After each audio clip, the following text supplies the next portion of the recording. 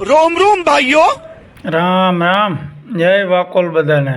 આજે આપણે આ કાયમીવાળા મંદિર જે અમારું માતાજીનું છે અહીંયા તો દર્શન કરાવવાના જ છે, પણ અહીંયાથી હાલીને હવે તમને બીજા દરિયાકાંઠે જે અમારે વાકોલ માતાજીના મંદિર છે ત્યાંના પણ દર્શન તમને કરાવવા છે। એટલે આપણે હાલીને હાલ્યા જાય છે, રસ્તામાં હાલીને આપણે જવાનું છે 3 નહીં 6 કિલોમીટર થાય બરાબર। આ કાચા રોડ ઉપર હાલ્યું જવાનું છે આપણે, અને મારા રસ્તા ઉપર આગળ હાલ્યા જાવ ને 3 કિલોમીટર, 3 કિલોમીટર સુધી હાલો તે પછી તમને અહીંયા બીજું મંદિર આવશે, એ હમણાં આપણે બતાવીશું મંદિર પણ।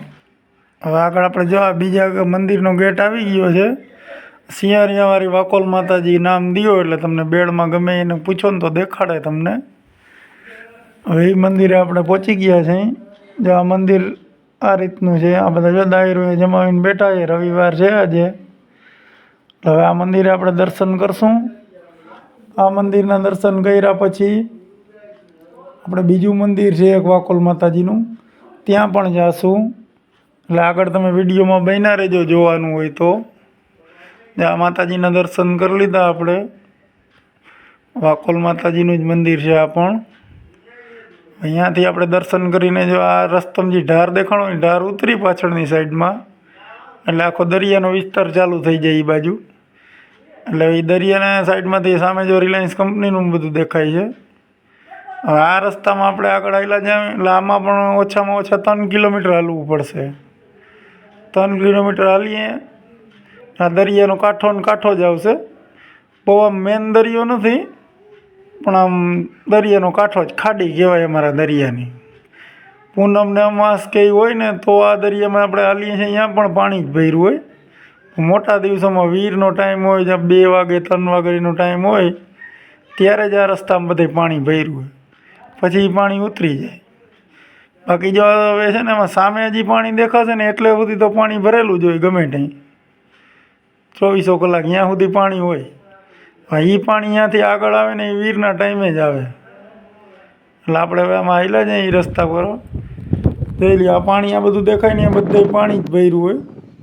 વીરનો ટાઈમ હોય, પૂનમ હોય, અમાસ હોય, એ ટાઈમે આવો તો આ બધી જગ્યાએ પાણી જ ભરેલું દેખાય। અને તમે અહીંયા ફરવા આવો તો સારી જ જગ્યા છે આ,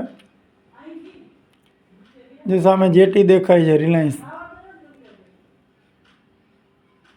એટલે આ બધું વ્યવસ્થિત જગ્યા જ છે। અહીંયા પાણી હોય, તમે ફરવા આવ્યા હો ફેમિલી યારે તો પણ કાંઈ વાંધો ના આવે। ખાવા પીવાની આ તે વસ્તુ બધી તૈયારી કરીને જ આવવું, બાકી અહીંયા કાંઈ પછી મળે નહીં। અહીંયા તમને ફરવાલાયક સ્થળ કહેવાય આમ જોઈએ તો।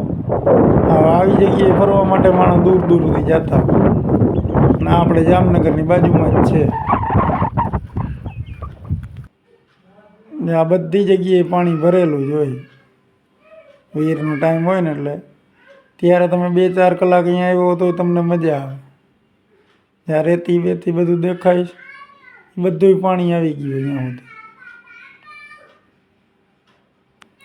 આ બધા તમને સીન બતાવું છું, આપણે પછી આગળ જાય। વિડીયો થોડોક લાંબો થઈ જશે, પણ આ બધા વ્યૂ જોવાનો ટાઈમ હોય તો જુઓ, નકર પછી સ્કીપ કરી નાખજો વિડીયોને, આગળથી ડાયરેક્ટ જોઈ લેજો। એ બધા વ્યૂ સારું જ આ ટાઈમ બગાડ્યો છે એટલો, એટલે સુધી પાણી તો ભરેલું જ હોય એની ટાઈમ, ગમે ત્યાં આવો તમે એટલે સુધી પાણી તમને જોવા મળે જ, ગમે ત્યાં આવો। થોડાક અંદર જાઓ એટલે તમને નાહવાનું થઈ જાય। અહીંયાથી આપણે આગળ જાશું।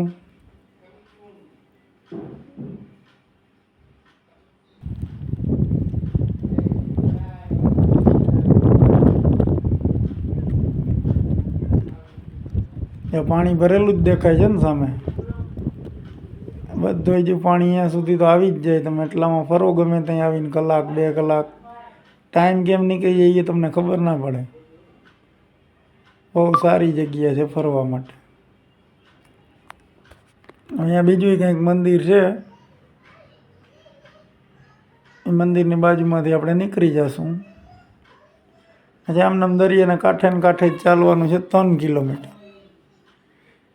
હવે અહીંયાથી આગળ આવો એટલે ડાબી બાજુ જમણી બાજુએ વળી જાવ ને એટલે પછી કાચા રસ્તામાં થોડુંક આગળ હાલો એટલે પછી આપણે જે બીજું મંદિર જવાનું છે ને એ મંદિર અહીંયા આવી જાય. જો આ પાણી અહીંયા સુધી ભરેલું છે ને એ વીરના ટાઈમે અહીંયા પાણી આવી જ જાય કાયમી બપોરે.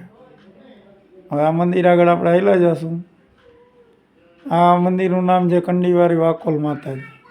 ગમે એને પૂછો બેડમાં એટલે તમને જવાબ દઈએ, મંદિરનું એડ્રેસ સમજાવી દઈએ.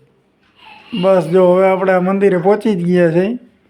હમણાં મંદિર અંદર વયા જશું, દર્શન કરી લેશું અહીંયાના. પણ તમે પણ આવો તો દર રવિવારે અહીંયા પબ્લિક હોય જ છે, એટલે વધારે પૂરતો રવિવારે આવવાનો જ આગ્રહ રાખો.